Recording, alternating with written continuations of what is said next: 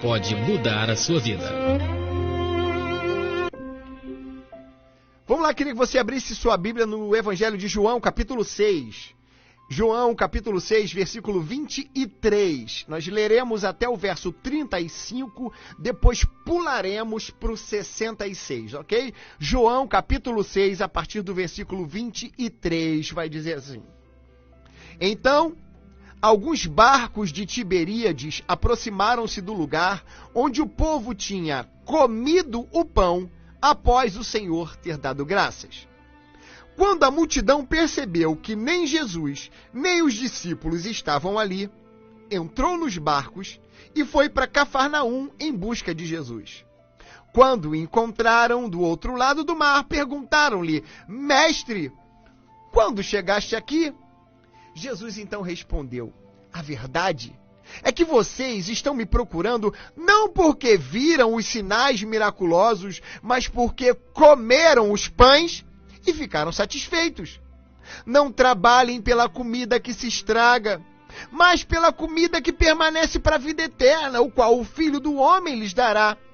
Deus, o Pai, nele colocou o seu selo de aprovação. Então, lhe perguntaram: o que precisamos fazer, então, para realizar as obras que Deus requer?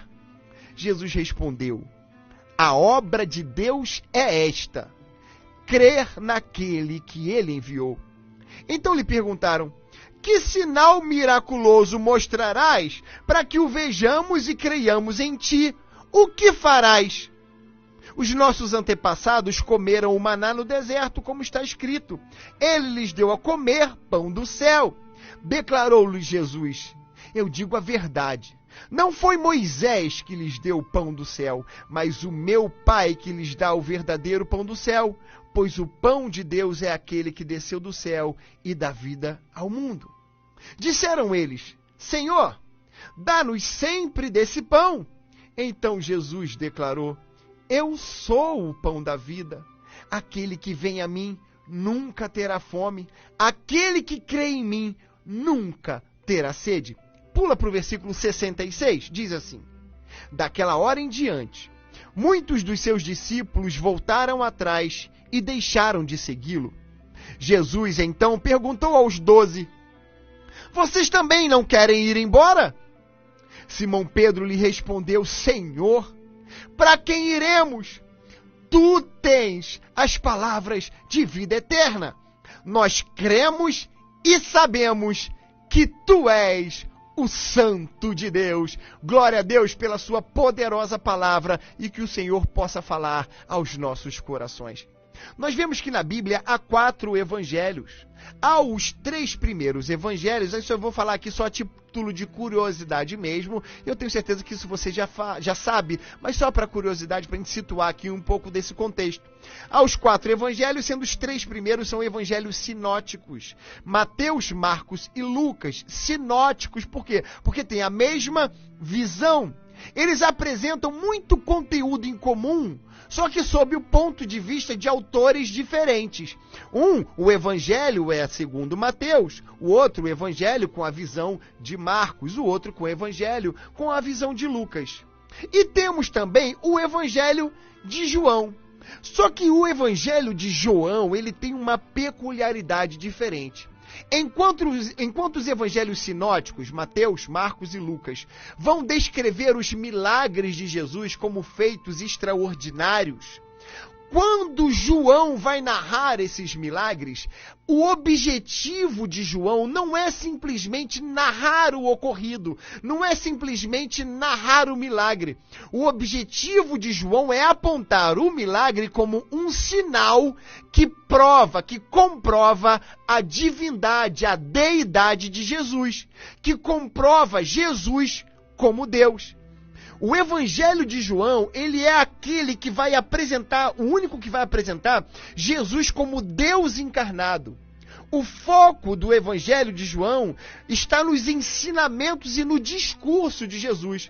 Você vai ver que João ele não vai narrar muitos detalhes do ambiente, mas João vai se ater aos discursos, às falas de Jesus, Tanto que é somente em João você vai ver Jesus dizendo, eu sou o pão da vida. Em João, Jesus vai dizer, eu sou a água da vida. Em João, Jesus vai dizer, eu sou a porta. Em João, Jesus vai dizer, eu sou a ressurreição e a vida. Em João, você vai ver, por exemplo, 3,16, que Deus amou o mundo de tal maneira que enviou Jesus, o seu Filho unigênito. Ou seja, João vai apontar Jesus como Filho de Deus, ou seja, João é o evangelho que aponta Jesus Cristo como Deus. E esses sinais, os milagres, nada mais são do que sinais que apontam e que comprovam, que atestam que Jesus Cristo, sim, Jesus Cristo é Deus. Vamos então para esse episódio em João, capítulo 6, nos versículos anteriores aos que nós lemos, do versículo 1 até o versículo 13, vai contar a história de que Jesus e seus discípulos se retiraram para um lugar ermo. Ao chegarem nesse lugar, uma multidão se aproximou, diz o texto que cerca de 5.000 homens, fora mulheres e crianças. E Jesus se importou com aquela multidão, porque o lugar era ermo, já estava ficando tarde, e Jesus se preocupou que aquelas pessoas poderiam estar com fome. E não tinha ali onde buscar suprimentos, não tinha muito alternativa para dar comida a esse povo. Então Jesus se preocupou, e Jesus chegou para os seus discípulos e falou, olha só, vocês têm que dar de comer para esse povo. Então André, diz o texto, narrativo de João, capítulo 6, do 1 até o 13, de que André pegou então de um rapaz 5 pães e 2 peixinhos e trouxe até Jesus. Jesus pegou esse pouco, apenas 5 pães e 2 peixinhos, deu graças ao Senhor, partiu e ele conseguiu alimentar 5.000 homens, fora mulheres e crianças, apenas com 5 pães e 2 peixinhos, onde todos se fartaram e ainda sobraram 12 cestos cheios. Ali a turma ficou satisfeita. Todo mundo de barriga cheia. Comeram à vontade.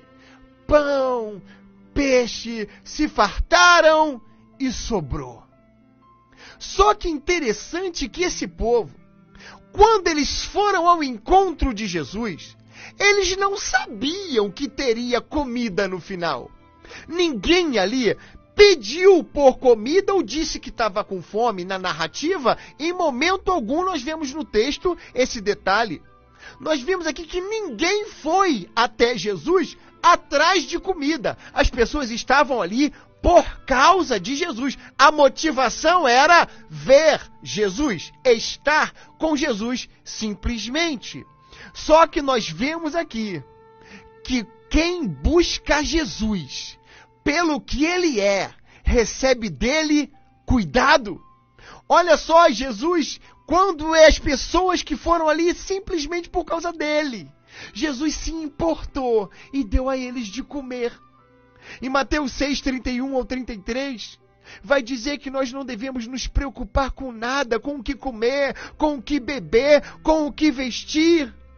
Porque o Senhor, ele diz, busquem o reino e a justiça e as demais coisas serão acrescentadas. Mas nesse episódio que Jesus multiplicou pães e peixes, a turma ficou de barriga cheia, comida de graça. O povo depois se dispersou, Jesus entrou no barco e foi embora. E o povo se dispersou, o povo foi para casa, dizendo o seguinte: oba, vamos lá para Tiberíades, porque em Tiberíades Jesus está dando comida de graça. Outros ouviram e começaram a espalhar a notícia: opa, bora para Tiberíades, porque tem um tal de Jesus lá, eu não sei quem é ele não, só sei de uma coisa: bora comer de graça? Vamos lá que tem pão, e o pão é de primeira. Vamos lá que tem peixe e peixinho na boa. Bora lá que tem comida de graça em Tiberíades. Então a multidão decidiu ir atrás de Jesus para quê? Para comer de graça. Essa era a motivação das pessoas. Agora, não mais queriam ir a Jesus por causa dele. Estavam indo atrás de Jesus por causa da comida de graça. Não só aqueles que estavam, 5.000 homens, mas agora voltaram trazendo consigo outras pessoas apenas pela comida que Jesus podia dar. E aí o texto segue. João capítulo 6, versículo 23 até o 26 vai dizer assim: Então, alguns barcos de Tiberíades aproximaram-se do lugar onde o povo tinha comido o pão após o Senhor ter dado graças. Olha aqui. Quando a multidão percebeu que nem Jesus nem os discípulos estavam ali, entrou no barco e foi para Cafarnaum em busca de Jesus. Ou seja, cadê Jesus? Onde é que tá? Que tá dando comida de graça. E ele não tá mais em Tiberíades, não. Ele foi para Cafarnaum. Então bora para Cafarnaum. Partiu Cafarnaum comer de graça. E a turma foi para lá em busca de comida.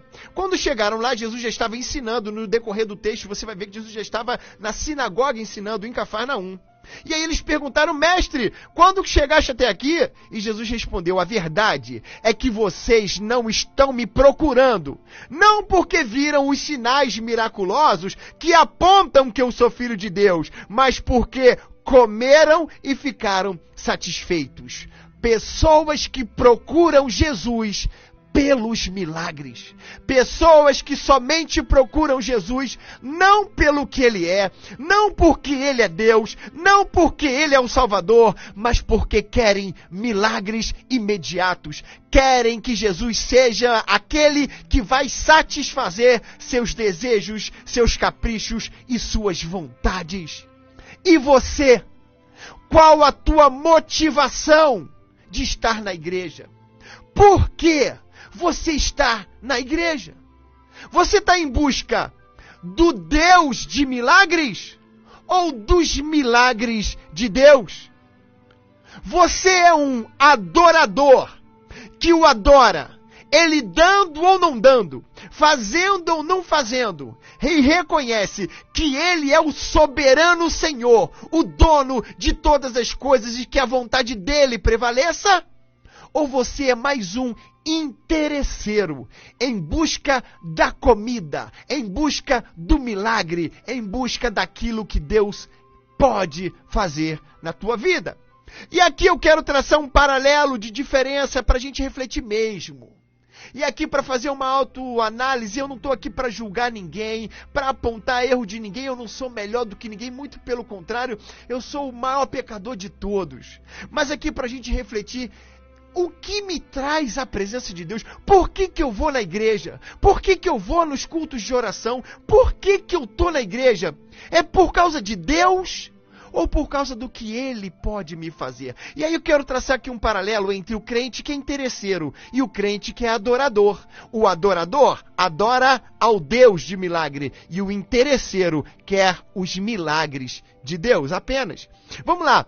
Primeira diferença entre o crente interesseiro e o crente adorador. O crente interesseiro,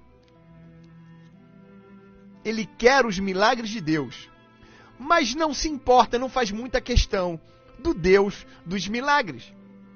Porque o crente interesseiro, ele só busca Deus quando as coisas apertam. O crente interesseiro ele não quer compromisso com santidade, não tem compromisso com a leitura e a meditação da palavra, não tem compromisso com uma vida regrada de oração. Olha só, o crente interesseiro nunca gosta de servir na igreja quando alguém chama para trabalhar, nunca tem tempo, está sempre ocupado. Não dá não, depois eu vou. O crente interesseiro, ele só quer os milagres, ele não está muito preocupado com o Deus dos milagres. Segunda característica do crente que é interesseiro, que busca apenas os milagres e não faz muita questão de Deus. Sabe o que é? O crente interesseiro não sabe de verdade quem é Jesus. Porque aqui no versículo 14, eles vão chamar Jesus de profeta. E Jesus não é profeta. Jesus é Deus. Jesus é o Filho de Deus que veio ao mundo e Ele é o próprio Deus. Só que muitos acham que Jesus é um servo. Acham que Jesus é aquele que vai fazer os seus caprichos.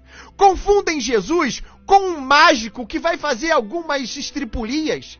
Confundem Jesus como um milagreiro, um simples fazedor de milagres. Confundem Jesus com Papai Noel, aquele que vai dar presente, ou com o gênio da lâmpada que vai satisfazer os seus desejos. Não!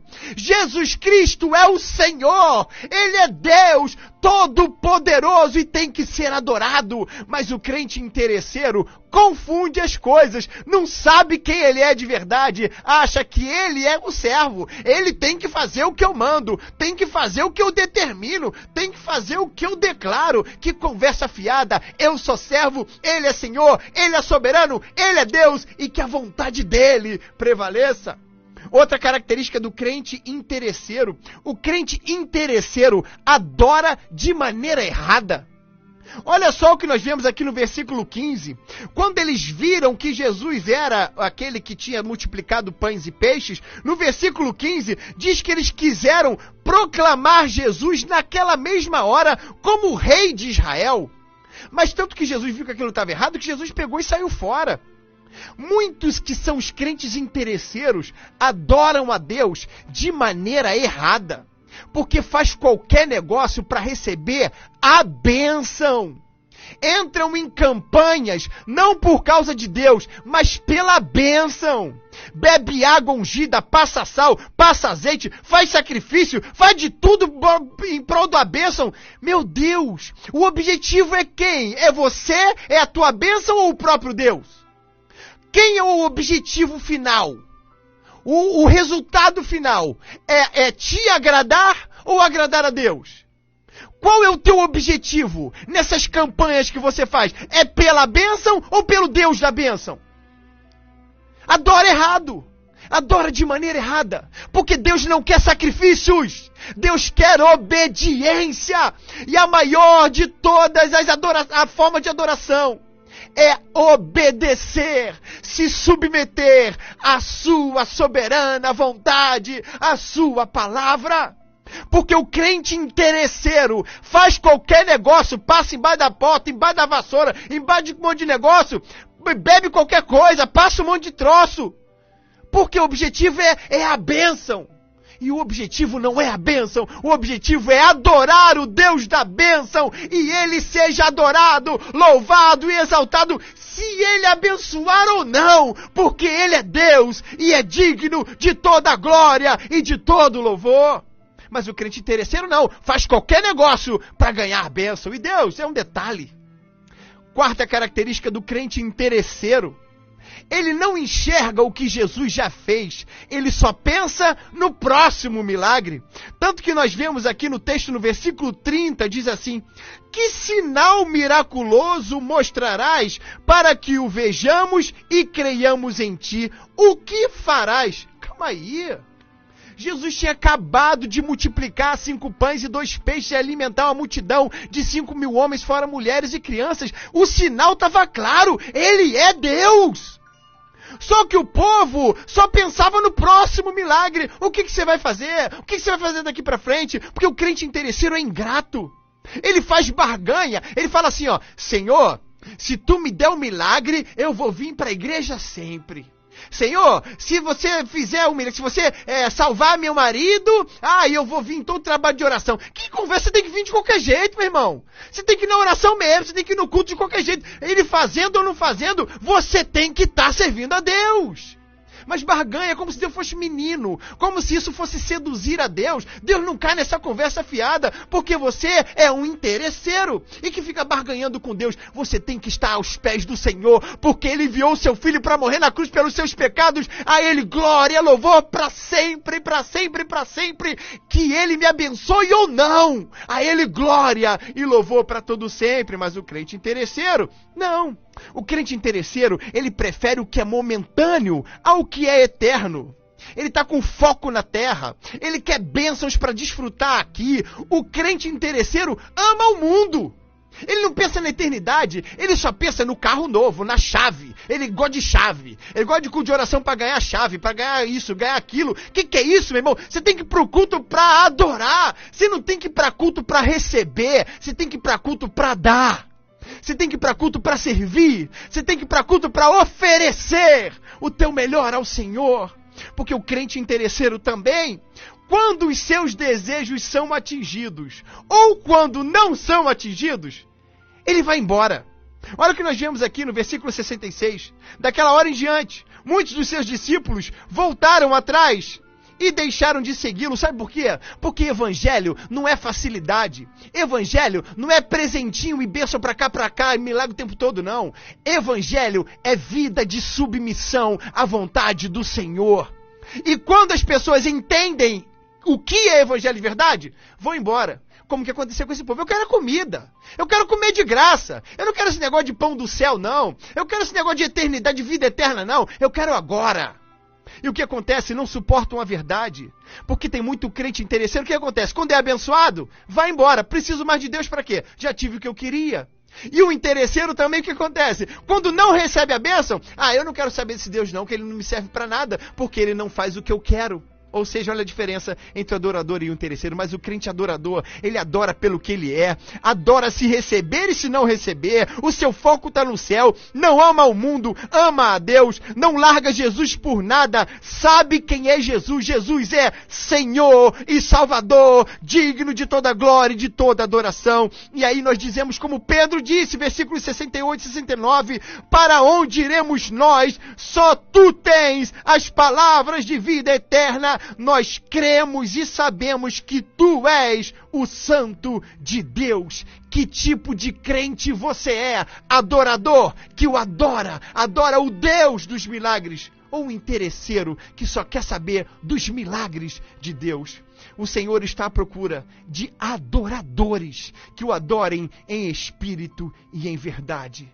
Para onde iremos nós? Só tu, Senhor, tem palavras de vida eterna. Qual a tua motivação? Busque a Deus e a sua justiça, e as demais coisas serão acrescentadas. Deus te abençoe, em nome de Jesus. Amém. Ore a Deus, tenha fé e verás o impossível acontecer, porque tudo é possível ao que crer. Momento de oração, o seu milagre ao seu alcance.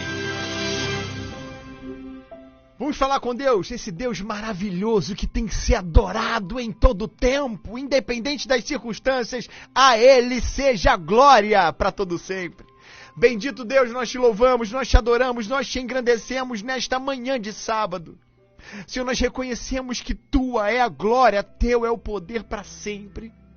Como na narrativa de João, os sinais apontam, Senhor, são apenas detalhes para chamar a atenção que tu és o soberano, poderoso Deus e que merece ser adorado. Portanto, Senhor, nessa oportunidade, ajuda-nos, Senhor, a sermos adoradores de verdade. Que te busquemos, Senhor, pelo que tu és, não pelo que tu podes fazer. Porque se nós te buscarmos pelo que tu és, as demais coisas serão acrescentadas, porque tu és um Deus bom, misericordioso, um Deus que cuida e se compadece dos seus. Portanto, Senhor, nos dê agora um dia abençoado, um final de semana abençoado em tua presença. Ó Senhor, guarda os nossos ouvintes, Senhor, entra com milagre, com providência, porque poder para isso tu tens. Mas, Senhor, fazendo ou não fazendo, tua é a glória para todo sempre. Amém. E que a graça de nosso Senhor e Salvador Jesus Cristo, que o amor de Deus, nosso Pai, e as doces consolações do Espírito Santo seja com todos os ouvintes e que todos digam amém.